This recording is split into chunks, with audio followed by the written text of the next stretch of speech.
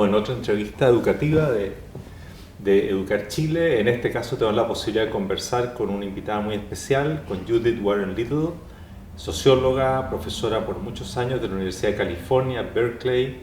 Fue decana, la profesora Warren Little de la Facultad de Educación de Berkeley durante mucho tiempo, y su especialidad han sido las comunidades profesionales de aprendizaje, es decir, las comunidades de aprendizaje entre docentes. Sobre eso es que vamos a hablar en este programa. How are you, Judith? I'm just fine, thank you, Jose. Well, we want to talk about these professional learning communities. That is part of your work. You have write a lot about this topic and research, do a lot of research about it. The first question maybe is, what is the definition of a professional learning community? How you can define that? Because you can think that in any school you have a lot of teachers that are together and have some activities together. What is the difference between a professional learning community and this sort of natural form of collective life together in a school?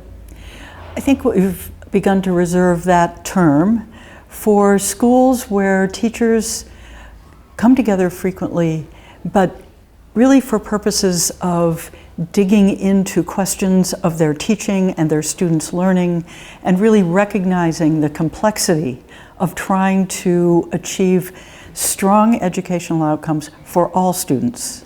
I think this is, and there are particular practices we could talk about and particular attitudes, but I'd like to say that in many ways the importance of the learning community idea is driven by our recognition in the US, and I believe there's the same recognition here, that schools have a big challenge in achieving high levels of student achievement and school completion for students of all economic backgrounds. And so this problem of equity in educational outcomes is the backdrop, is the impetus for us to think about how schools are organized for teachers to work in ways that really accomplish a great deal, and it's a lot to ask. You think that they have another professions, as the physicians or others that have professional learning communities, more than teachers? This idea also comes from other workplaces? The example that probably is used the most often, and where people draw the closest parallels, is medicine. And if you think about the kind of what I would call interdependence in medicine, it's clear that the medical field cannot accomplish what it needs to without people sharing their expertise and working together. So it's impossible to imagine brain surgery without the contribution of multiple people who share expertise, who have a way of talking together, who are engaged in problem solving in the moment, but also thinking about ways to advance their field. There are other fields also where you can't imagine an individual accomplishing the work that needs to be done. A symphony orchestra, large ship navigation into a crowded harbor. But in teaching, we've tended to organize schools as if we didn't need that interdependence, as if each teacher working alone with his or her children could accomplish these ambitious social and educational aims. That's very interesting. How you can think that is the more typical activities or practices of a professional learning community? I should say that early on in this research, when I first began to recognize some of the practices that set some schools apart from others, we didn't call it learning community.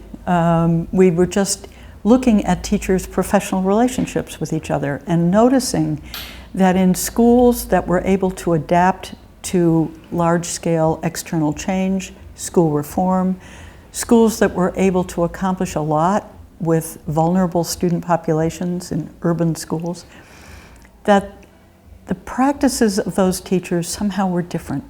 They were set apart. So we didn't call them learning communities then.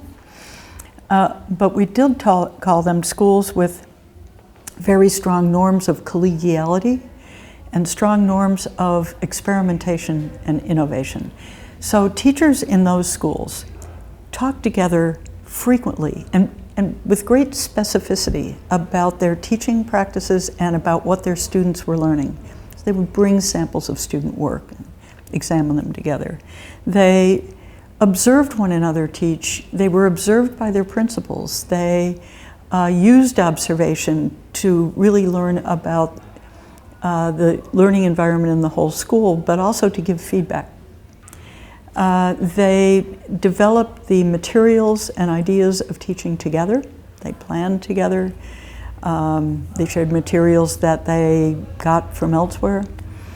They would teach one another and help one another learn. So if a few people went to a professional development activity that they thought was useful, there was a culture where they could come back and share and help each other learn.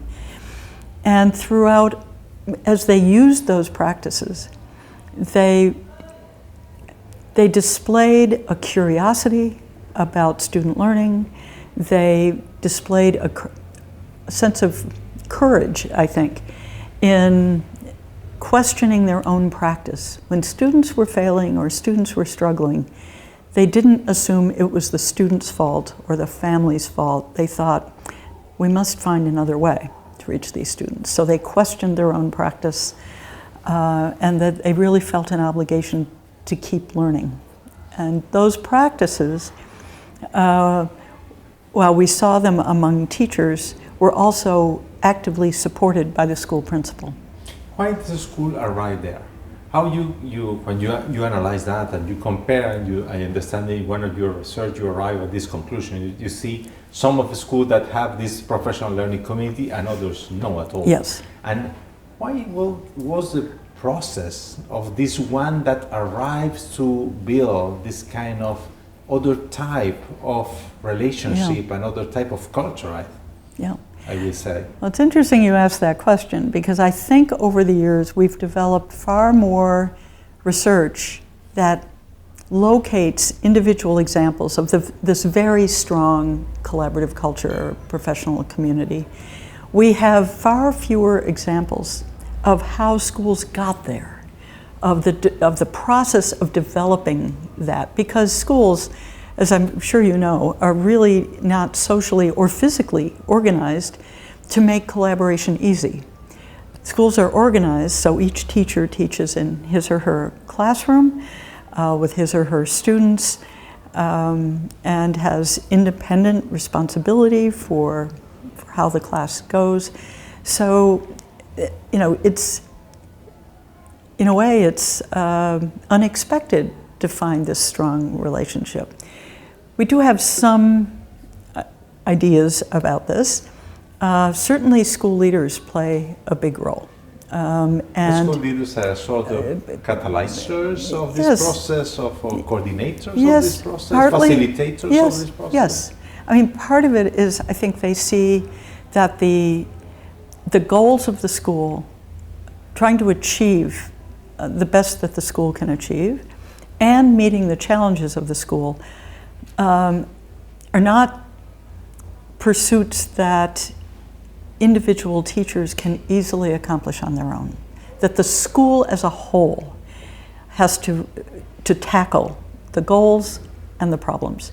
And so these are principals who see that we need to find a way to define the problems together and to work on solutions together and to get smarter together.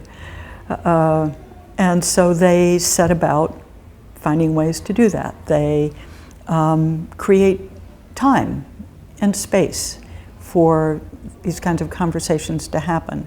They help supply teachers with external support and resources, professional development, networking opportunities. They,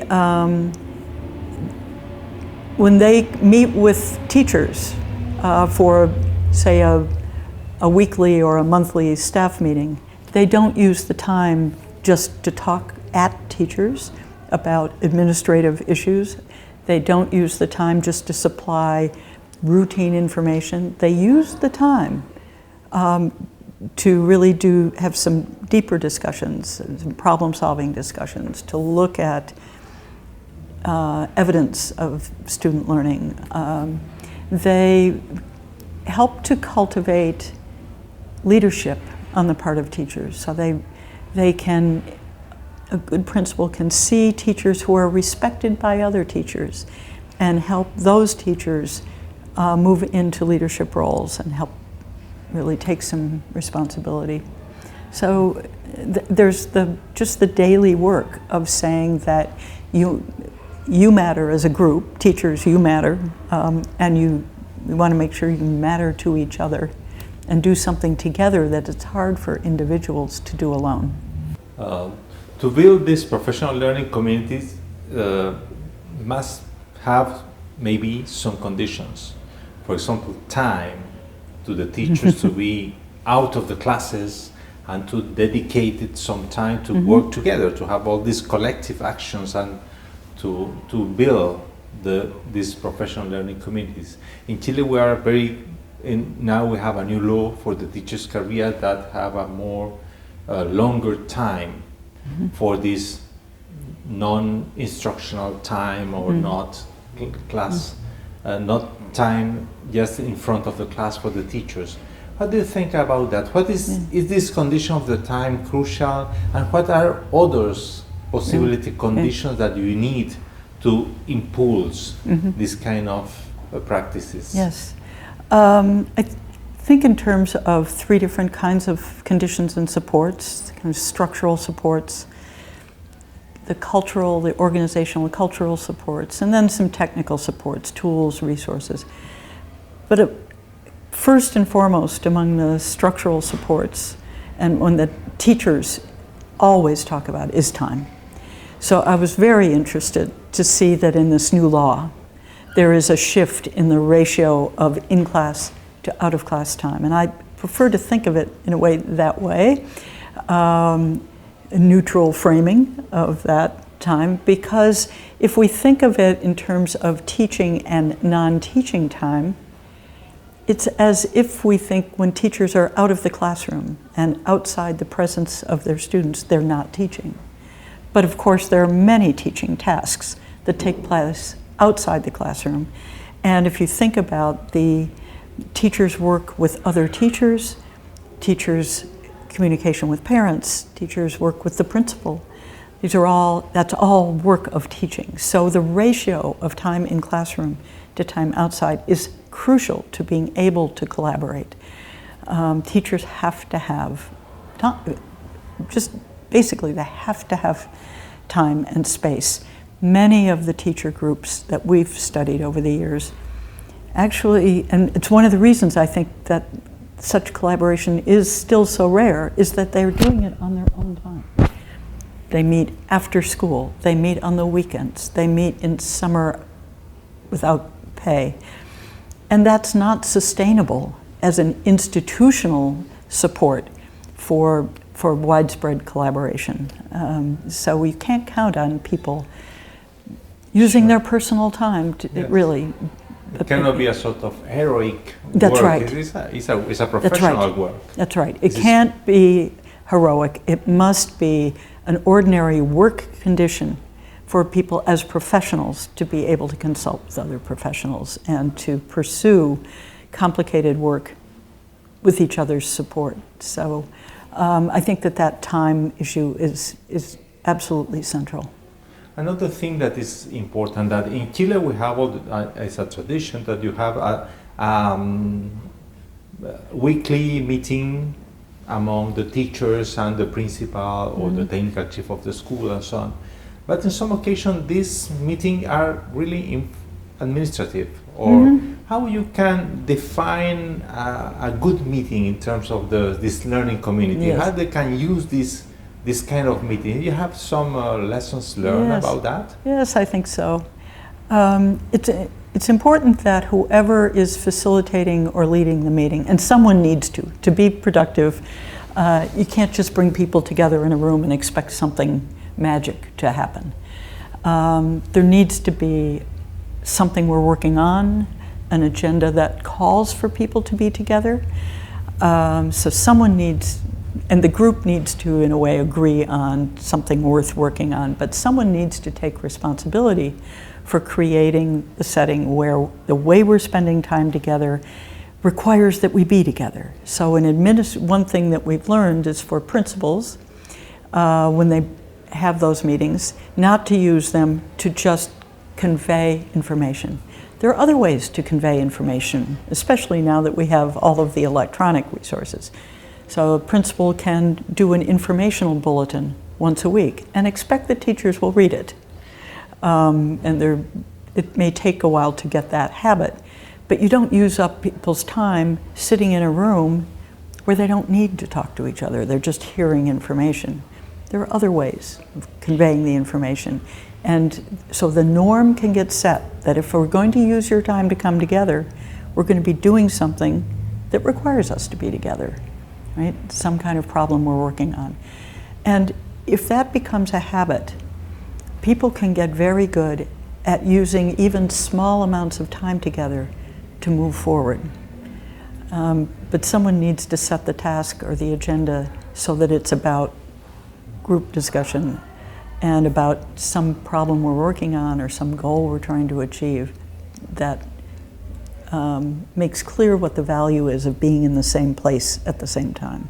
And they have some kind of organization of teachers in terms of that, for example, the teachers that work in the same discipline work together or the same level. This kind of communities of learning, maybe it's not only one community of learning, but they have different sub-communities. That's right. So you've got to have a reason to be together, to benefit from each other's contributions. So we've seen many different forms.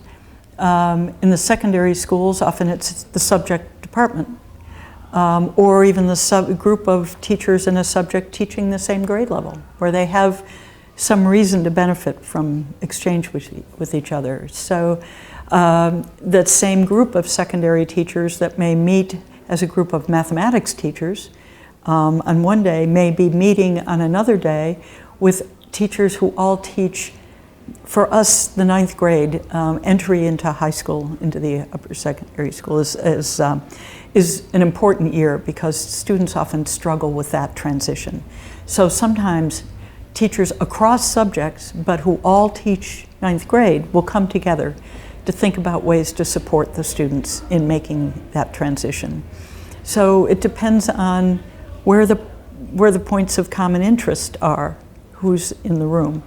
At the primary school, often the lower primary grades, where you're trying to really build early literacy, have reason to come together. So yes, and it makes it difficult at the secondary level to imagine school-wide community, but you could nonetheless have a school where, with the support of leaders, all the subject departments, all are strong, supportive communities. And maybe you very rarely come together as a whole school, or when you do, you report on what you're doing in your separate subgroups. So yes, it needs to be sensibly connected to the work people are really doing. And maybe a precondition also is that you have some teachers that are prepared to work together. And then is the role of the Faculty of Education. Yes. Do you think that in Yale, what can be this preparation for the new teachers? Yeah. Because in Yale we see just the other teachers that continue to be prepared as sort of isolate work. Yes. That they know a lot about their discipline, but they don't know a lot about how to work together in a collective forms. Right. What do you think about this topic? You have good experiences in this type of new training and preparation that we need for participate in these professional communities? Mm-hmm. Yes, I think one of perhaps the biggest impediments has been teacher education, in which teachers are left thinking that the job of becoming a teacher is about finding your own personal style, rather than developing a real expertise that's shared in the profession. So one thing schools, faculties of education can do is to try and build cohorts of beginning teachers who conduct a lot of their activity, their lesson planning, their rehearsal for being in the classroom, their analysis of how classes went, maybe through the use of video, doing that work together. And there are good examples of that now. Particularly, I think the growing use of video, individual teachers video their classrooms, bring it back. The collective look at records of practice, whether it's samples of student work, classroom video, sample lessons, where that's done as a group together. That would help. Just having teachers prepare from the beginning by being part of a professional discussion. And seeing the ways that the work that they plan for and prepare for is stronger when it has the contributions of multiple people. So that's one. Another thing, however, that faculties of education can do, those that have leadership preparation programs, is begin to prepare principals and other school leaders who know how to foster this kind of collaboration and how to support particularly schools in bringing in beginning teachers so they are part of a whole staff community. So both preparing teachers and preparing leaders. And then of course there's research. And I think one of the things we could be doing more of in faculties of education is research that shows how to grow these learning communities where they do not already exist. Okay, well, thank you, Judith Warren Little, for this possibility to discuss and to dialogue with you about these professional learning communities. As you know, we have all the time a last question for our guests in this program, which is the idea what if you need to give to us, the Chileans, only one advice about our education, what will be your advice? Well, I'm new to Chile, so I feel a little tentative about giving advice. However, I've been impressed to learn about this new law, and I know it's in its early stages, but there's the intention to enhance the teaching career. And so one piece of advice, I guess, advice might be too strong a word, one thing I would be very interested in seeing is how the country now capitalizes on that law and realizes the benefits of that law. And one piece that relates back to what I just said is, I think, investing in the preparation of school leaders, and perhaps also the assessment of school leaders, so that in ways that help build schools as cultures of improvement, and cultures that are in school workplaces that really make for teachers as powerful a learning environment as they're trying to make for their students.